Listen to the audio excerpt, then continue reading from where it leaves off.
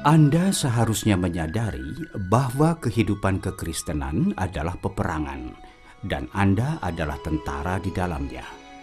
Jika demikian, apa yang harus Anda perjuangkan dalam perjalanan bersama Yesus? Seberapa siapkah Anda menghadapi peperangan itu? Apa yang seharusnya Anda persiapkan untuk peperangan rohani? Bagaimana pendapat Anda untuk membangun kita agar lebih setia dan menang berjalan bersama Yesus? Lihatlah dan saksikan. Grace, ku dengar terjadi sesuatu di rumah Yusuf kemarin. Soal apa? Ketika di sungai, Maria memberitahuku, anak Yusuf mengalami kejang-kejang. Lalu Yusuf mau membawanya ke rumah dukun Gangga. Tapi Dauda berdoa, kemudian gadis itu sembuh sebelum dukun Gangga datang. Dauda si ketua geng? Ku dengar dia seorang Kristen sekarang, tidak berkelahi lagi. Yesus benar-benar telah merubah hidup seseorang. Hei, selamat siang semuanya. Wah, sepertinya kalian sedang sibuk. Kalau begitu aku pulang saja ya. Tidak sibuk, selamat datang. Silakan duduk. Terima kasih. Bagaimana kabarnya Ayah Dauda? Dia sedang menemui tetua-tetua desa. Apa kau dengar apa yang terjadi kemarin malam itu? Ya, Lydia tadi baru saja cerita.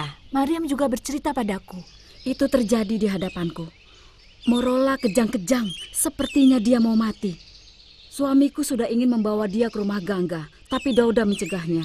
Jadi sebelum Gangga tiba, Dauda berdoa dan menyembuhkan Morola? Tidak, bukan. Suamiku belum pergi. Dauda berdoa, lalu Morola sembuh. Aku terkejut Dauda bisa lakukan itu. Dia hanya berdoa dalam nama Yesus. Lalu penyakit itu hilang.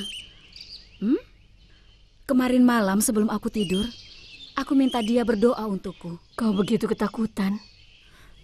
Aku takut bayiku kenapa-napa.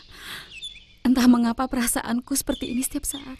Kalau kau terima Yesus Kristus dalam dirimu, kau menjadi salah satu anaknya dan kau tidak perlu takut lagi. Itulah sebabnya aku kesini. Selama ini aku tidak pernah mempercayai Yesus secara serius. Sampai apa yang aku lihat kemarin malam. Di rumah kepala suku, akulah yang pertama menerima Yesus sebagai Tuhan dan Juru Selamatku. Dan sejak itu, semuanya berubah. Aku juga. Aku begitu lelah dengan kekhawatiran dan ketakutan. Aku mau sukacita dan damai dari Yesus Kristus. Kau siap berdoa sekarang? Iya. Bagus. Bapa, aku mau berterima kasih, khususnya untuk saat ini. Bapa, kau berkata, kalau ada 2 atau 3 orang berkumpul dalam namamu, engkau berada di tengah-tengah mereka. Penuhi kami sekarang, ya Allah.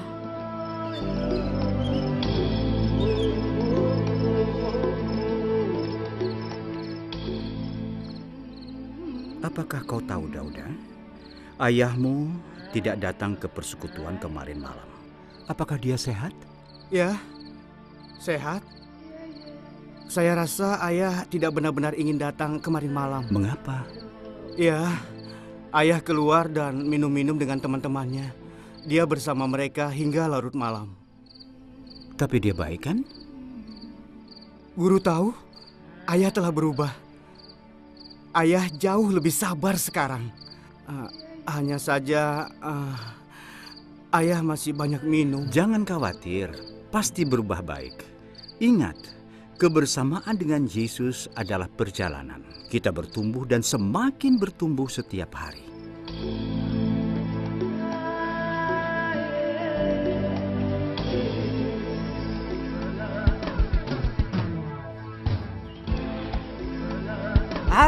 Guru. Selamat datang, Terima kasih. Mari, silakan duduk. Terima kasih. Seharusnya saya yang mengunjungi guru. Terima kasih. Saya juga senang bertemu Anda. Selamat datang. Nah, apa kabar? Kami sedang panen jagung. Aku akan menyuruh istriku untuk menyiapkan sekeranjang untuk guru. Lamin? Iya. Bisa kau siapkan sekeranjang jagung untuk Pak Guru? Baik, Ayah Dauda. Terima kasih. Saya sangat bersyukur. Kau tidak datang ke persekutuan malam itu? Katanya mau datang. Kami sudah siapkan sambutan yang meriah untukmu. Maafkan aku. Aku bertemu dengan beberapa teman dan benar-benar lupa. Kau tahu, menerima Yesus Kristus sebagai Tuhan dan Juru Selamat hanyalah permulaan. Lalu imanmu harus tumbuh kuat, sama seperti tubuh kita. Kita perlu makan supaya tubuh kuat. Jadi kita perlu makanan rohani untuk tumbuh secara rohani. Aku sangat kagum melihat kuasa Yesus menyembuhkan anakku dari ayan. Itu mujizat, Guru. Puji Tuhan, Allah itu setia. Dan ketika aku menonton film Yesus keesokan harinya, aku yakin akan menyerahkan diriku kepada Kristus. Dan sekarang, kau perlu tumbuh dalamnya dan belajar mendengar ketika ia berbicara kepadamu. Bagaimana aku melakukannya? Ada banyak cara. Salah satunya adalah membaca firman-Nya dalam buku ini, Alkitab. Guru, aku tak bisa baca. Tidak usah khawatir mengenai hal itu. Datanglah ke persekutuan malam kami dan dengar firman Allah. Kalau kau sempat, datanglah ke rumahku. Oh. Dengarkanlah ini. Dalam hatiku aku menyimpan janjimu, supaya aku jangan berdosa terhadap engkau. Siapa yang mengatakan? Seseorang bernama Daud. Dia adalah Raja Israel. Tapi dia juga sangat mengasihi Allah dan menyimpan firman-Nya dalam hatinya. Sekarang hatiku dipenuhi kedamaian. Kita harus bersyukur kepada Allah. Sekarang kami memulai doa pagi dan malam di rumahku. Dauda yang memimpin waktu doa. Itu baik sekali. Aku sangat bangga pada Dauda. Dia bertumbuh dalam Kristus. Iya, saya melihat perubahannya. Berdoa sangatlah penting. Yesus berkata, mintalah, maka akan diberikan kepadamu. Carilah, maka kamu akan mendapat. Ketuklah, maka pintu akan dibukakan bagimu. Karena setiap orang yang meminta menerima, dan setiap orang yang mencari mendapat, dan setiap orang yang mengetuk baginya pintu dibukakan. Aku dapat minta pada Allah untuk apapun yang aku butuhkan? Kalau kau minta pada Allah apapun yang sesuai dengan kehendak-Nya di dalam nama Yesus Kristus, Allah akan memenuhinya. Siapa yang mengatakan itu? Yesus yang mengatakannya. Kalau kau minta apapun di dalam namaku, itu akan terjadi. Jadi, aku dapat minta apapun kepada Allah, apapun yang aku butuhkan setiap saat? Boleh aku tanya sesuatu? Ya, tentu. Jika seorang anak berusia 1 tahun menangis karena minta pisau, apa kau beri? Tidak, itu bodoh sekali. Sangat berbahaya. Tapi bagaimana kalau kau benar-benar menyayangi anak itu? Justru itu aku tidak akan berikan padanya. Bisa celaka. Jadi itu berlaku sama. Kau harus tahu bahwa Yesus sangat mengasihimu. Dan ia tidak selalu memberi apa yang kau mau setiap saat. Aku tidak mengerti. Begini. Terkadang Allah berkata iya pada doa kita, terkadang dia bilang tidak. Dan terkadang dia bilang, tunggu, sabar. Tapi ketika Dauda berdoa kepada Allah untuk menyembuhkan Morola, kejang-kejangnya berhenti. Iya, kau benar. Allah menjawab doa Dauda untuk menunjukkan kuasa-Nya. Sekarang aku mulai mengerti. Ada satu hal lagi sebelum aku pergi. Iya, apa itu? Kau tahu, ada hal-hal yang seharusnya tidak kau lakukan. Sekarang kau seorang Kristen. Hati-hatilah bergaul. Kau bicara kebiasaan minumku? Ya, dari mana kau tahu itu tidak benar? Ketika aku minum dengan teman-temanku, rohku terasa berat. Untuk pertama kalinya aku merasa sangat sedih. Aku tahu itu bukan perbuatan yang baik. Roh Allah akan selalu membimbingmu. Dengarkanlah dia. Rasanya aku harus pergi. Terima kasih atas waktumu. Ini Pak Guru. Oh, terima kasih, Bu. Sama-sama. Terima kasih telah berkunjung. Terima kasih. Guru, Ya, Maukah datang ke rumahku sekali-sekali untuk persekutuan doa? ya, tentu saja. Kita akan atur itu. Sampai jumpa. Sampai jumpa.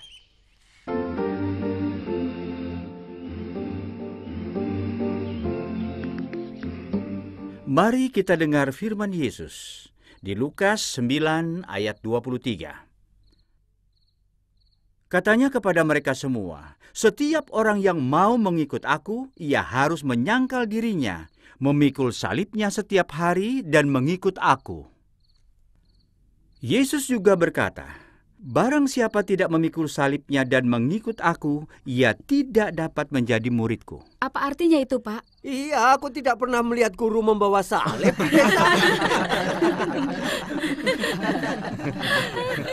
Iya, Pak. Apa artinya itu? Itu berarti berjalan bersama dia setiap hari dengan mematuhi firman-Nya dan mengikuti dia.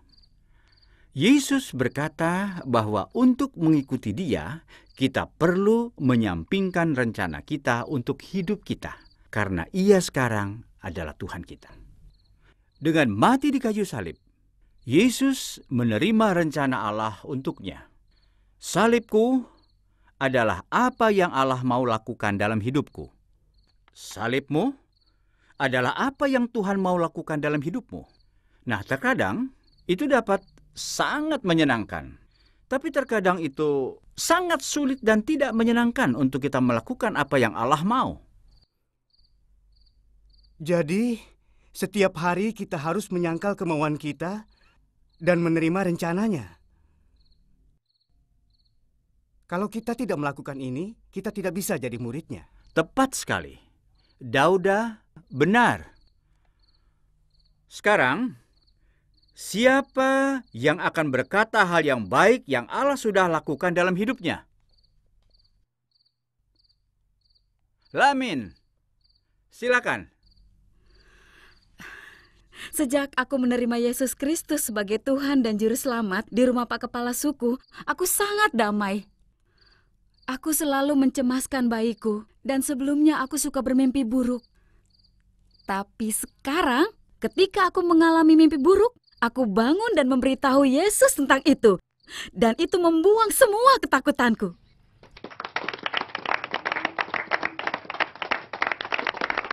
Siapa lagi?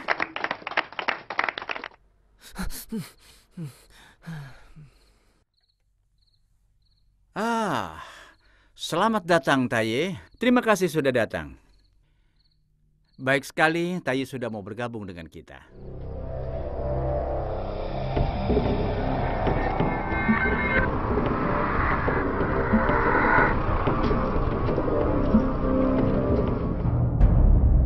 Aku datang untuk menjemput anakku.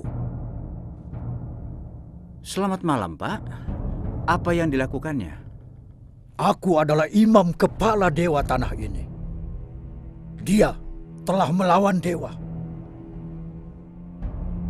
Mengapa kalian izinkan orang ini untuk menghancurkan tradisi kita? Kalian akan melawan dewa-dewa. Kau, pembawa suara desa ini, bersekongkol dengan orang asing, berkhotbah kepada orang desa melawan dewa-dewa. Odanye, tolonglah. Orang ini adalah tamuku. Dan kau telah mengatakan pada orang-orang desa ini untuk meninggalkan dewa-dewa demi dewa modernmu. Aku tidak pernah mengganggumu atau agamamu. Mengapa kau lakukan ini pada kami?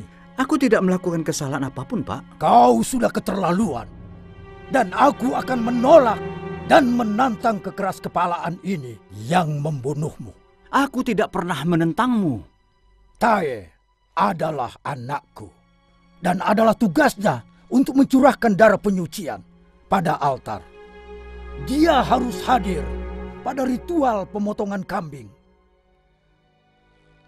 Suruh dia mengikutiku sekarang, atau aku akan seret dia ke altar. Tapi mengapa dia lakukan itu? Dia selalu bicara tentang Allah baru ini. Dia bilang itu dosa baginya untuk melakukan ritual itu atau menyembah dewa-dewa kami. Dia perlu melakukan ritual itu. Odanye, aku rasa tidak benar kau memaksa anakmu. Mengapa kau tidak biarkan dia memilih? Yusuf, mengapa kau ini? Kau tidak berhak bicara bagaimana aku harus bersikap pada anakku. Aku dengar anakmu menjadi pengikut orang asing ini. Bagus, kita semua akan melihat bagaimana Allah barumu ini akan menolongmu.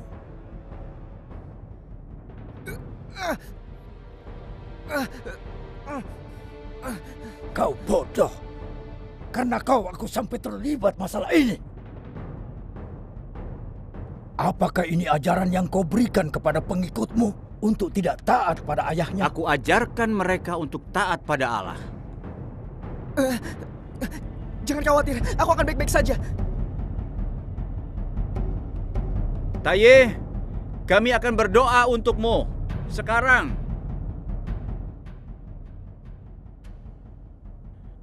Aku tidak ingin kalian terganggu dengan apa yang kalian lihat. Yesus akan menjaga Taye agar tetap bersama. Mari kita berdoa. Ya Tuhan, tolong lindungi Taye dan temani dia. Aku minta padamu untuk mengisi hatinya dengan cinta dan kasih sayang pada semua yang ada di sekitarnya. Aku berdoa kau letakkan tangan kasih-Mu padanya. Aku berdoa kau buat dia mengampuni orang yang membuat dia menderita. Dalam nama Yesus kami berdoa. Amin.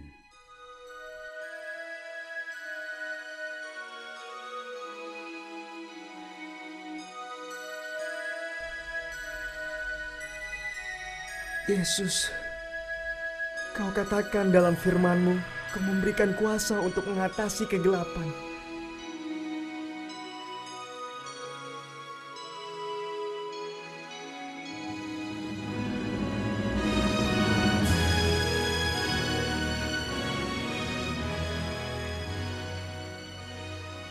Kau dan kau, kegelapanmu, kau tak dapat memilikiku. Yesus telah memberiku kuasa atas kalian. Baik. Kau sudah siap melakukan tugasmu? Sekarang, ambil darah kambing itu dan tuangkan di atas altar itu. Ayo. Tidak, Ayah. Itukah yang diajarkan orang itu padamu untuk tidak mentaati ayahmu dan melupakan tugasmu pada dewa? Ayah, orang itu mengajarkanku untuk menghormati orang tuaku dan kulakukan itu. Tapi jika pilihannya di antara untuk mentaati Yesus dan untuk mentaati orang tuaku, maka aku harus memilih mentaati Yesus. Agama asing ini telah merusak otakmu. Kau lahir untuk agama ini. Kau diberi nama dari nama dewa itu. Nama aslimu adalah Ogune. Apa kau lupa itu? Kau selalu menjadi bagian dari ritual tahunan ini. Sekarang, tuangkan darah itu. Kalau tidak, kau bukan lagi anakku. Anak ayah, aku selalu menjadi anak ayah. Aku bukan ayahmu. Akan kupanggil Dewa Petir untuk menghukum mati kamu dalam waktu 24 jam jika kau tidak menghormatinya. Aku sendiri yang akan membawa mayatmu ke gurumu dan pengikutnya. Sekarang, bersujudlah di hadapan para dewa nenek moyangmu. Aku tidak bisa, Ayah. Mengapa tidak? Ayah ini bukanlah Allah sesungguhnya.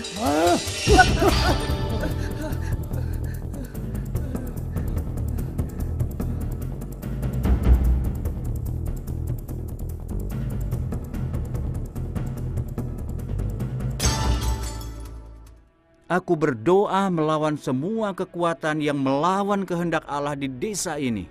Melawan semua kubu-kubu si jahat. Di dalam nama Yesus, aku berdoa untuk Taye di hadapan-Mu. Berikanlah dia keberanian untuk berdiri untuk-Mu. Aku minta semua ini di dalam nama Yesus. Amin. Selamat malam, Guru. Selamat malam. Silakan duduk. Terima kasih. Guru, Dauda baru saja bilang kalau Taye bermasalah dengan ayahnya. Alkitab berkata mengenai penganiayaan. Itulah yang terjadi pada diri Taye saat ini. Aku tahu Allah akan melindunginya. Tapi dapatkah kita ke rumah Odanye dan menyelamatkan Taye? Aku tahu rumahnya dan kamar altarnya. Tidak, itu bukan ide yang bagus. Allah kita adalah Allah yang maha kuasa, dan Ia sanggup mengatasi semua persoalan yang ada dari diri kita semua walau dikumpulkan bersama. Aku khawatir apa yang akan dilakukan ayahnya padanya. Petrus, seorang murid Yesus, ditangkap dan dipenjarakan. Orang-orang percaya berdoa untuknya semalaman, dan di tengah malam, malaikat Allah datang dan menyelamatkannya. Tapi itu Petrus, yang kita bicarakan sekarang ini adalah Taye, Guru. Mari kita percayakan kepada Allah yang hidup, yang sama terkait Taye, dan biarkan Allah sendiri melakukan pekerjaannya. Taye pasti akan dibebaskan. Amin. Mari kita sepakat untuk menyerahkan dia ke tangan Tuhan.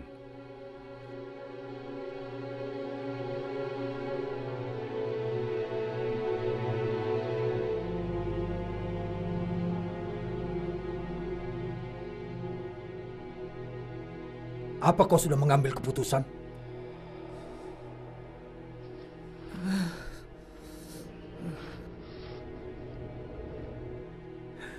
Ya, Ayah. Bagus. Ayah, bolehkah aku bertanya? Kalau memang masuk akal. Siapa itu Medai? Itu adalah kakekku. Bagaimana dia mati? Aku tidak akan menjawab pertanyaan itu. Dan siapa Ero? Belum saatnya kau tahu kalau itu adalah ayahku. Ya, Ayah, aku tahu. Tapi bagaimana dia mati? Kau pikir aku dapat berdiri di sini untuk menjawab pertanyaan bodohmu? Ayah, sepertinya semua nenek moyang yang melayani sebagai imam telah mati secara aneh. Apa maksudmu? Apa Ayah takut? Takut apa? Aku tidak senang melihat kakekku meninggal karena buta dan miskin. Dan kakek buyutku, imam terkenal dari dewa ini, meninggal dengan sengsara. Aku khawatir, Ayah. Aku khawatir apa yang akan terjadi pada ayahku dan aku, Ayah. Kau bicara apa? Ayah tahu maksudku. Aku tidak tahu kau bicara apa. Kata-kata itu terlalu besar untuk mulutmu. Yesus Kristus adalah awal dan akhir. Dia menciptakan alam semesta ini. Mari, Ayah. Mari kita melayani Allah yang hidup. Kau pasti sudah gila. Ayah, tidakkah Ayah lihat dewa ini mengecewakan kita? Apakah Ayah tidak takut kecewa? Aku adalah imam kepala tanah ini. Ayah, bukankah lebih baik menjadi imamnya Yesus? Ia menciptakan semuanya, Ayah. Ia selalu baik. Ia tidak pernah berubah. Kau tetap akan dikurung di sini hingga sadar kembali. Ayo kita pergi.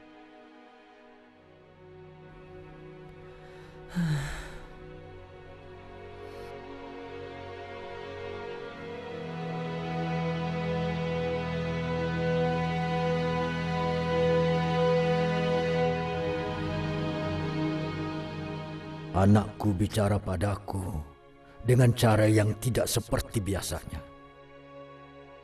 Dia menghadapiku dengan kebenaran. Kakekku mati, memalukan, di pasar, dibantai oleh orang gila. Dan dewa-dewaku tidak menyelamatkannya. Ayahku mati buta di altar. Aku takut, entah bagaimana nanti aku akan menjelang kematianku. Ayah, tidakkah Ayah lihat dewa ini mengecewakan kita? Apakah Ayah tidak takut kecewa? Aku adalah imam kepala tanah ini. Siapa itu? Saya, Pak. Pergilah ke altar, bebaskan anak itu. Dan beri dia makan. Baik, Pak.